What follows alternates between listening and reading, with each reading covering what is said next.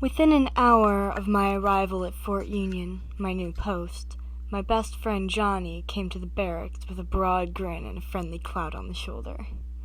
He had hurried over as soon as he heard I had come, and we talked till sunset and beyond.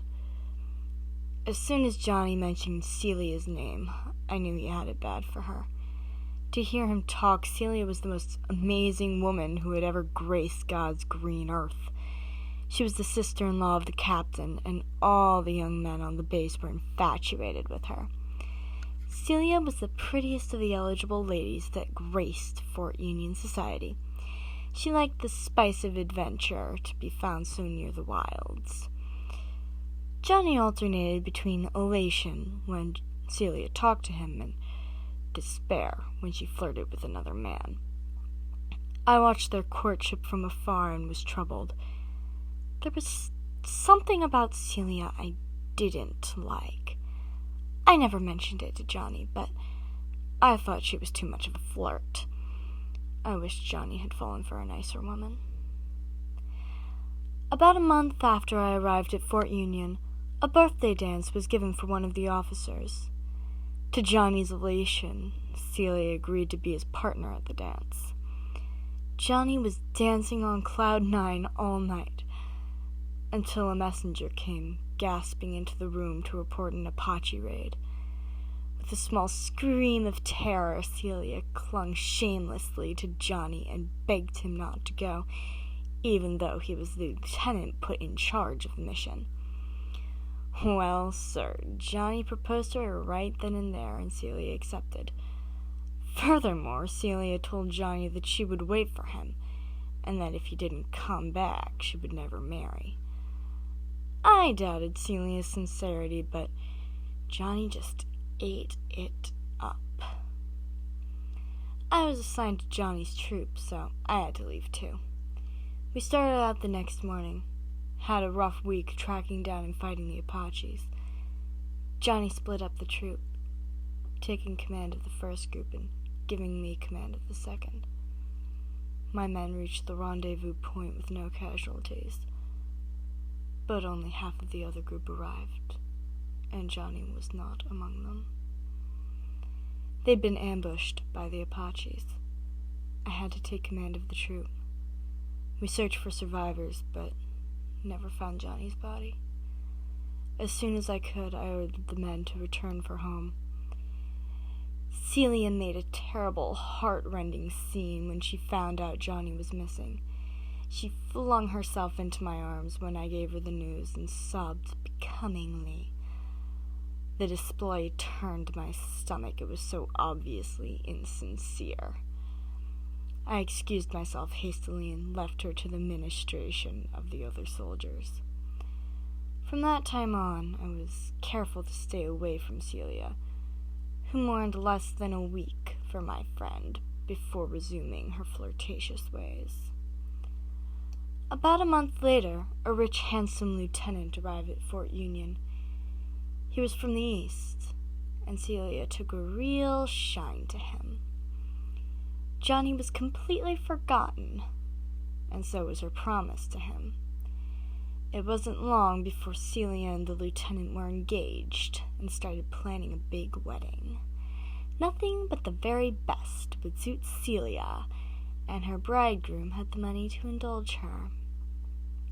Everyone in Fort Union was invited to the ceremony, and the weather was perfect on the day of the wedding. Everyone turned out in their best clothes, and the wedding was a social success. After the ceremony, all the guests were invited to a celebratory ball. We were waltzing around the ballroom when the door flew open with a loud bang. A gust of cold air blew in, dimming the candles. A heart-wrenching wail echoed through the room.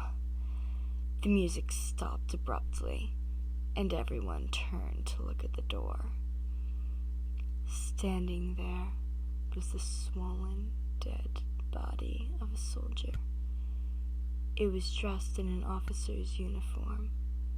The eyes were burning with a terrible fire, and the temple had a huge gash from a hatchet blow.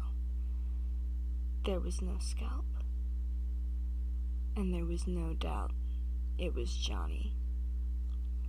The whole crowd stood silent, as if in a trance. No one moved. No one murmured. I wanted to cry out when I recognized him, but I was struck dumb like the rest of the wedding guests. Johnny stalked across the room and took Celia out of her bridegroom's arms. She was frozen in horror and could not resist. Johnny looked at the musicians. Still in a trance, they began to play a horrible, demonic waltz. Johnny and Celia began to dance. They swept around and around the room, doing an intricate waltz.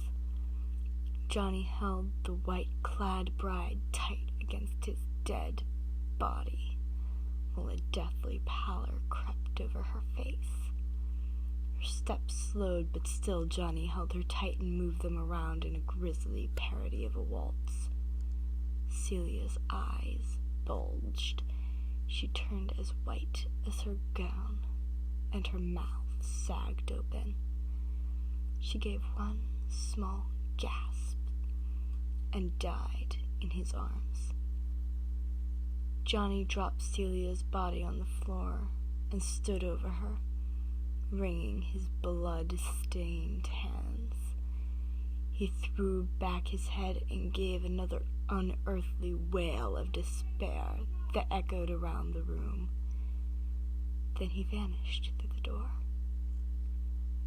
Released from the trance, the crowd gasped and exclaimed. The bridegroom ran to Celia and knelt beside her, wringing his hands in the same manner as Johnny. His cries were all too human. Unable to bear the sight of the stricken bridegroom, I took my captain aside and asked permission to take a small detail back to the place where our troop had been attacked by the Apaches to search once more for my dead friend. He sent a dozen men with me. We combed the area and finally found Johnny's body hidden in a crevice. It looked exactly the same as it had appeared on the night of Celia's wedding.